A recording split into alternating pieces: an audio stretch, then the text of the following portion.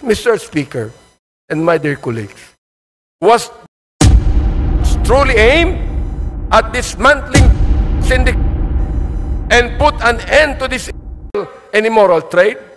Or was it an all-out assault on the poor and vulnerable to cover up the former? Gusto ba talaga nitong durugin ang mga at ang illegal industry, o durugin lamang ang mga mahihirap upang pagtakpan ang mga may kinalaman o kaugnayan sa problemang ito? Clearly, while touted as the formidable solution to the country's menace, had resulted in the systematic violations of our constitutional rights to life, human dignity, and due process. Ang sagradong buhay na tanging bigay ng poong may kapal ay hindi kailanman dapat pawiin ng sinuman. Ang sabi po ng Diyos, thou shalt not kill. But resonated a policy of, as the former president has always said, shoot them. The role of leadership in a culture of impunity. How did we get here? Paano ito nangyari?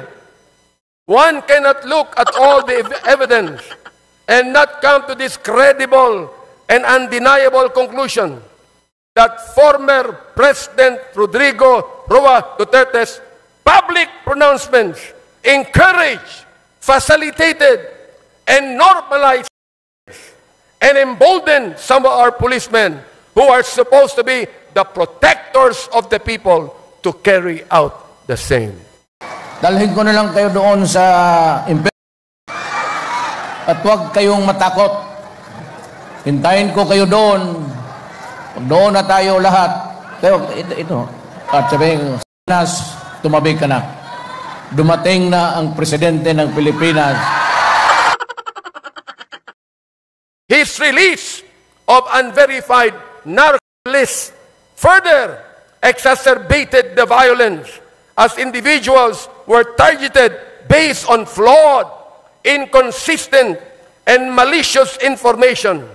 We discovered, Mr. Speaker and my dear colleagues, that the previous administration was fueled by a perverse reward system that incentivized extra under what we now know as the Davao model. Ano ang Davao model? Under this system, police officers were given monetary rewards for transforming the duty of law enforcement from a system driven by justice into a system driven by bounties. Testimonies from Police Lieutenant Colonel Jovi Espinido, Police Colonel Ruyima Garma, and other officials confirmed the existence of this system. Malinaw ang testimonya nila sa lapi ng sagradong buhay, Mr. Speaker.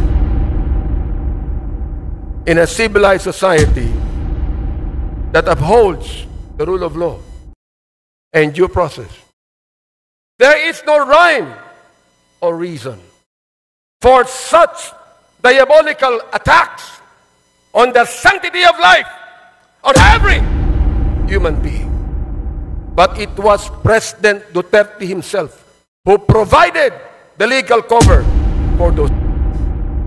The narrative of nanlaban or fought back became the legal justification for these operations, as PRRD himself encouraged officers to provoke subjects into resisting arrest, which was he admitted in one of the hearings conducted, providing legal cover for the use of lethal force. That's the reason why I even asked the question to our former president, was your policy a personal policy or was it based upon the Constitution? There was a grand conspiracy. In the course of our hearings, we exposed disturbing cases where things were carried out for monetary rewards or as part of orchestrated operations. First, the 3 Chinese nationals and convicted Chu Kin-tung, Li Lanyang, and Wong Mengpin were held under orders for a payment of 1 million pesos per person. During our hearings, person deprived of liberty, Leopoldo Tan, testified that former President Duterte personally congratulated officials involved, saying, and I quote, "Congrats, Superintendent Padilla, job well done." Pero grabe yung ginawang dinuguan. End of quote. Alam ko, ibabas na naman ako na ma-DDS pagkatapos nito. Gusto kong makinig kayong lahat. Alamin nyo nung muna ang batas. Bago nyo kami murahin, bago nyo kami latiin, alamin nyo muna ang batas. Sapagkat dito po, sa house na ito, ay pinaglalaban namin hindi lamang ang katuwiran ng bawat tao, kundi ang tinatawag nating sanctity of life. Second, the assassination of Police General Wesley Barayuga, na binanggit na ng aming chairman. Witnesses testified that Barayuga was under instructions from police officials with a reward of 300,000 pesos given for his murder. Police Colonel Grijaldo, na kinontempo namin sa aming last Qualcomm hearing. Nandito po siya ngayon. Maaari narinig niya. Anong ginawa niya nung siya ang chief of police ng Mandaluyong City?